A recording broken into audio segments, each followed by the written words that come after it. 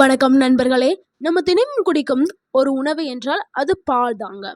காலையில எழுந்தவுடன் இரவு தூங்குறதுக்கு முன்னாடி குழந்தைகள் முதல் பெரியவர்கள் வரை எல்லாருமே நம்மளுடைய வாழ்க்கையில பாலை ஒரு முக்கிய உணவா வச்சிட்டு இருக்கோம். ஏன்னா பால்ல தான் கால்சியம் இருக்குது, புரதம் இருக்குது, விட்டமின் B12 இருக்குது, ரிஃபோப்ளவினாட்ஸ், பொட்டாசியம் போன்ற பல சத்துக்கள் இருக்கிறதுனால பாலை ஒரு முக்கியமான உணவா வச்சிருக்கோம். பால் அப்படின்னு சொன்னோடனே எல்லாருக்குமே கால்சியம் தான் ஞாபகத்துல வரும். ஸோ இதுக்காக நம்ம பாலை எடுத்துக்கிறோம். பாலுங்கிறது ரொம்பவே நல்ல உணவுங்க. எந்த உணவா இருந்தாலும் அதனுடன் சேர்க்கக்கூடிய உணவு சரியானதாக இருக்கணும். இல்ல சில உணவுகள் தவறான சேர்க்கையா இருக்கும். அப்படி சில உணவுகளை பாலுடன் சேர்த்து சாப்பிடுவது சிலருக்கு வயிற்று பிரச்சனைகள், அஜீரணம், வாய்வு தொல்லை, வயிற்றுப்போக்கு அல்லது வாந்தி, செரிமானம் ஏற்படுறதுல சிரமங்கள், சிலருக்கு வெண்புள்ளிகள் கூட வரலாம்.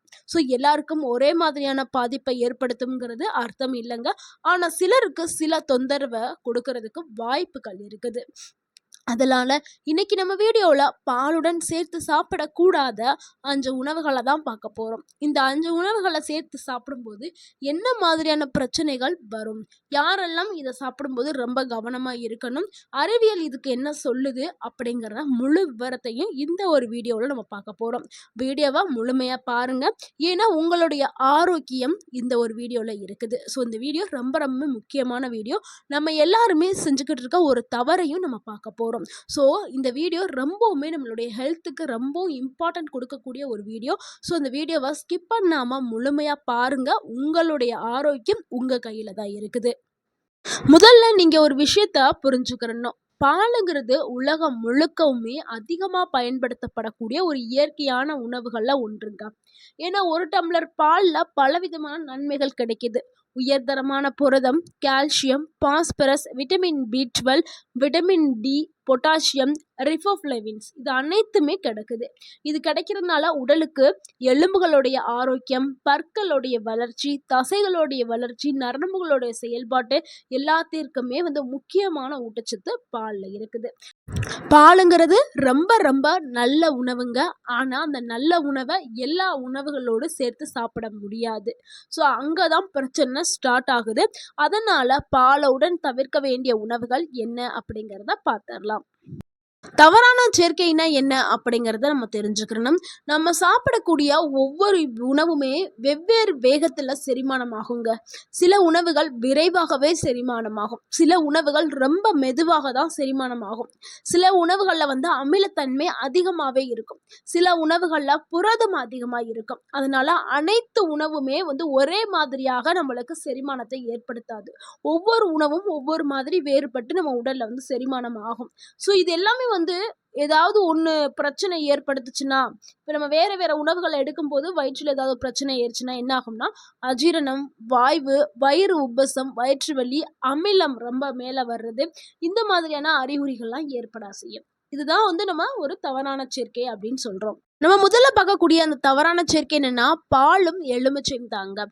அது அதிக அமிலத்தன்மை இருக்கக்கூடிய பழங்கள் எல்லாமே. எலுமிச்சை மட்டும் இல்லை, எலுமிச்சை, ஆரஞ்சு, சாத்துக்குடி, திராட்சை இது எல்லாத்துலேயும் என்ன இருக்கும்னா சிட்ரஸ் இருக்கும். ஸோ அமிலத்தன்மை அதிகமாக இருக்கும். இதைத்தான் நம்ம சிட்ரஸ் பழங்கள் அப்படின்னு சொல்கிறோம். இந்த அமிலத்தன்மை அதிகமாக இருக்கக்கூடிய பழங்களையும் பாலையும் ஒருபோதும் எடுக்கக்கூடாது. இந்த பழங்களை சாப்பிட்ட உடனே பால் குடிக்கிறதோ இல்லை பால் குடிச்சோன்னு இந்த பழங்களை சாப்பிட்றதோ இது தவிர்க்கணும். ஏன்னா அமிலம் பாலில் இருக்கக்கூடிய கேசின் புரதத்தை விரைவாகவே உறைய செய்யும். ஸோ பால் உறைஞ்சு நம்ம உடம்புல சில பல மாற்றங்களை ஏற்படுத்தும். இதனால இதை தவிர்க்கிறது ரொம்பவே நல்லதுங்க. இதனால என்ன பிரச்சனை ஏற்படும்னா, வயிறு கனமாக இருப்பது, செரிமான சிரமம், வாய்வு, அஜீரணம் போன்ற பிரச்சனைகள் ஏற்படுறதுக்கு வாய்ப்பு அதிகமாக இருக்குது. ஸோ இனிமே நீங்கள் இந்த மாதிரியான பாலையும் பழங்களும் எடுக்கிறத தவிர்த்து கொள்ளுங்கள். முக்கியமாக குறிப்பாக சிறு குழந்தைகளுக்கோ வயதானவர்களுக்கோ செரிமான பிரச்சனை இருக்கிறவங்களுக்கோ இந்த மாதிரியான சேர்க்கையை கொடுக்கறத தவிர்த்துடுங்க. ஏன்னா செரிமானத்தன்மை ரொம்ப கம்மியாக இருக்கிறவங்க எடுத்துக்கிட்டாங்கன்னா அவங்களுக்கு மிகப்பெரிய விளைவுகளை ஏற்படுறதுக்கு வாய்ப்பு அதிகமாக இருக்குது. இதற்கான சிறந்த வழி என்னன்னா, சிட்ரஸ் பழங்கள் எதை சாப்பிட்டாலுமே 1 மணி நேரம் இடைவெளி விட்டுட்டு நீங்கள் பால் குடிக்கிறது ரொம்பவே நல்லது. ஆரஞ்சு பழம் சாப்பிட்டாலும் சரி, ஆரஞ்சு அடுத்து நம்ம இரண்டாவதா பார்க்கக்கூடிய அந்த தவறான சேர்க்கை என்னன்னா பால் ப்ளஸ் வாழைப்பழம் தாங்க. இது வந்து ரொம்பவும் பிரபலமான ஒரு காம்பினேஷன்ங்க. நிறைய பேர் என்ன பண்ணுறாங்கன்னா ஜிம்முக்கு போகிறவங்க இந்த காம்பினேஷனை எடுத்துக்கிறாங்க. இதுக்கான உடல் எடையை அதிகரிக்கிறதுக்காக இந்த 2 காம்பினேஷனை எடுத்துக்கிறாங்க. ஆனால் இது வந்து ஒருபோதும் சரியான காம்பினேஷனே கிடையாது. ஏன்னா பால் ப்ளஸ் வாழைப்பழம் சேர்த்து மில்க் ஷேக்காக நிறைய பேர் குடிக்கிறாங்க. ஏன்னா இது வந்து சிலருக்கு இந்த இந்த சேர்க்கை வந்து செரிமானம் ஏற்படுறதுல சிரமத்தை ஏற்படுத்தும். ஏன்னா பாலில் வந்து புரதமும் கொழுப்பும் அதிக அளவில் இருக்குது. வாழைப்பழத்தில் நார்ச்சத்து மற்றும் இயற்கையான சர்க்கரை வந்து இருக்குது. ஸோ இந்த 2 உணவுகளும் சிலருக்கு பொதுவாகவே செரிமான பிரச்சனைகளை ஏற்படுத்தலாம். வயிறு உப்பசம், வாய்வு அஜீரணம், வயிறு நிறைந்த ஒரு உணர்வு இதை வந்து ஏற்படுத்தலாம். ஸோ இதனால இதை தவிர்க்கிறது ரொம்பவே நல்லது.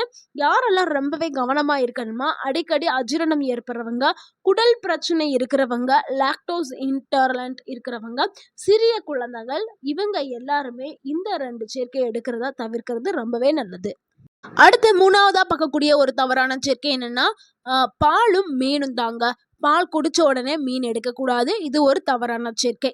மீன் சாப்பிட்ட பிறகும் பாலும் குடிக்கக்கூடாது.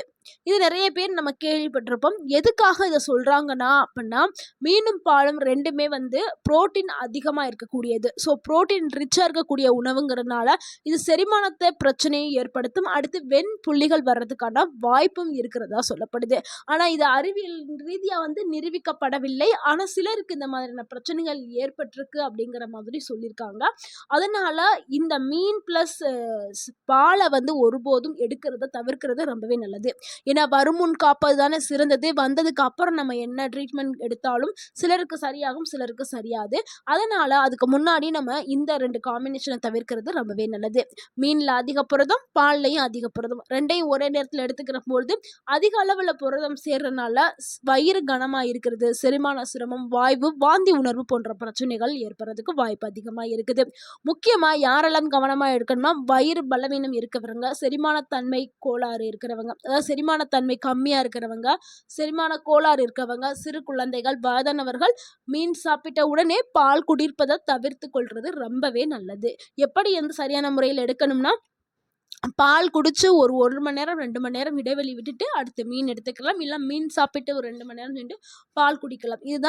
அடுத்து நம்ம 4வதா பார்க்கக்கூடிய ஒரு தவறான சேர்க்கை என்னன்னா முலாம்பழம் மற்றும் பால் தாங்க. நம்மள பலருக்கு முலாம்பழம் மில்க் ஷேக் குடிக்கிறது ரொம்பவுமே வழக்கமாக இருக்குது. ஆனால் சிலருக்கு இது பொருந்தாமல் போகக்கூடியதாக இருக்குது. முலாம்பழத்தில் அதிக அளவில் தண்ணீரும் நார்ச்சத்தும் இருக்குதுங்க. பால் வந்து செரிமானம் ஆகிறதுக்கு சிறிது நேரம் எடுத்துக்கொள்ளும். ஆனால் ரெண்டையும் நீங்கள் ஒன்றா எடுக்கும்போது என்ன ஆகும், அது வந்து ஃபாஸ்ட்டாக செரிமானம் ஆகிறது, இது ஸ்லோவாக. ஸோ ரெண்டுமே ஆப்போசிட் டைஜஷனை வந்து கொண்டது. ஸோ இதனால் வயிறு அப்செட் ஆகி வயிறு உப்பசம், வாயு பிரச்சனை, அஜீரணம், வயிற்று செரிமான பிரச்சனைகள் இதெல்லாமே ஏற்படலாம். அதனால் முலாம்பழம் சாப்பிட்டது குறைந்தது 1 மணி நேரம் இடைவெளி விட்டுட்டு அதுக்கப்புறம் பால் குடிக்கிறது ரொம்பவே நல்லது. முலாம்பழம் மட்டும் இல்லைங்க, தர்பூசணி பழத்தையும் பாலோட சேர்த்து எடுக்கக்கூடாது. ஏன்னா தர்பூசணி பழம், முலாம்பழம் இது எல்லாமே வாட்டர் கண்டென்ட் அதிக அளவில் இருக்க, நீர் சத்து அதிகமாக கொண்டது. இது வேகமாகவே செரிமானமாகும். பால் ரொம்ப ஸ்லோவாகும். அதனால முலாம்பழம், தர்பூசணி பழம் இதெல்லாம் வீடுகளில் வச்சுருக்கும் போது குழந்தைகளுக்கு நம்ம பார்த்து கவனித்து கொடுக்கணும். ஏன்னா இப்போ நம்ம ரீசெண்டாக நம்ம எல்லாருமே நியூஸில் பார்த்துருப்போம். தர்பூசணி பழம் சாப்பிட்டு ஒரு ஃபேமிலியே அஃபெக்ட் ஆயிடுச்சு அப்படின்னு சொல்லி நம்ம பார்த்துருப்போம். அதனால தான் நம்ம சொல்கிறோம் திருப்பி. ஸோ இந்த பழங்களை கூட பாலை எடுக்கிறத தவிர்க்கிறது ரொம்பவே நல்லது. அடுத்து நம்ம 5வதா பார்க்கக்கூடிய ஒரு தவறான சேர்க்கை என்னன்னா முள்ளங்கி ப்ளஸ் பால் தாங்க. முள்ளங்கி உடலுக்கு பலவிதமான நன்மைகளை கொடுக்கக்கூடிய ஒரு காய்கறி. ஆனால் முள்ளங்கி சாப்பிட்ட உடனே பால் குடிப்பது சிலருக்கு செரிமான சிரமத்தை வந்து ஏற்படுத்தலாம். அதனால் முள்ளங்கியில் இருக்கக்கூடிய சில இயற்கையான சேர்மங்கள் பாலில் இருக்கக்கூடிய புரதங்களோடு சேரும்போது குடல் அமைப்பு வந்து ஒத்து போகாமல் பிரச்சனை ஏற்படுறதுக்கு வாய்ப்பு இருக்குது. அதனால் நீங்கள் தவிர்க்கிறது ரொம்பவே நல்லது. இதனால் என்ன பிரச்சனை ஏற்படும்னா வயிற்று எரிச்சல், வாய்வு தொல்லை, அஜீரணம், வயிற்று வலி போன்ற பிரச்சனைகள் ஏற்படலாம். அதனால் ஒருபோதும் முள்ளங்கி ப்ளஸ் பாலை சேர்த்து எடுக்காதீர்கள். முள்ளங்கி சார்ந்த உணவுகள் சாப்பிட்ட பிறகு குறைந்தது 1 மணி நேரம் இடைவெளி விட்டுட்டு அடுத்து பால் குடிக்கிறது ரொம்பவே நல்லது. அதே மாதிரி பால் குடித்து 1 மணி நேரம் சென்றுட்டு நீங்கள் முள்ளங்கி சார்ந்த உணவுகளை எடுத்துக்கிறது ரொம்பவே நல்லது. அடுத்து 6வதா பார்க்கக்கூடிய ஒரு தவறான காம்பினேஷன்னா உப்பு அதிகமாக இருக்கக்கூடிய உணவுகள் கூட பால் சேர்த்து இருக்கிறது தாங்க. அது என்னது உப்பு அதிகமாக இருக்குது அப்படின்னு நீங்கள் நினைக்கலாம். அதாவது சிப்ஸு, பாக்கெட்டில் அடைக்கப்பட்ட ஸ்நாக்ஸு, அதிகமாக உப்பு சேர்க்கப்பட்ட உணவுகள், ப்ராசஸ்டு ஃபுட்டு, இது எல்லாத்துலேயுமே சோடியம், உப்பு நிறையாவே இருக்கும்.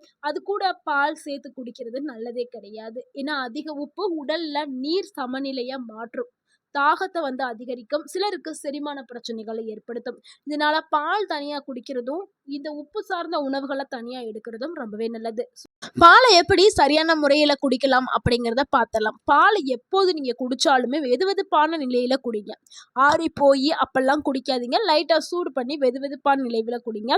இரவு நேரத்தில் குடிக்கலாம், இல்லை காலையில் குடிக்கலாம். சர்க்கரை அதிகமாக சேர்க்காதீர்கள். பாலுடன் பேரிச்சம்பழம், பாதாம் இதை சேர்த்து குடிக்கிறது.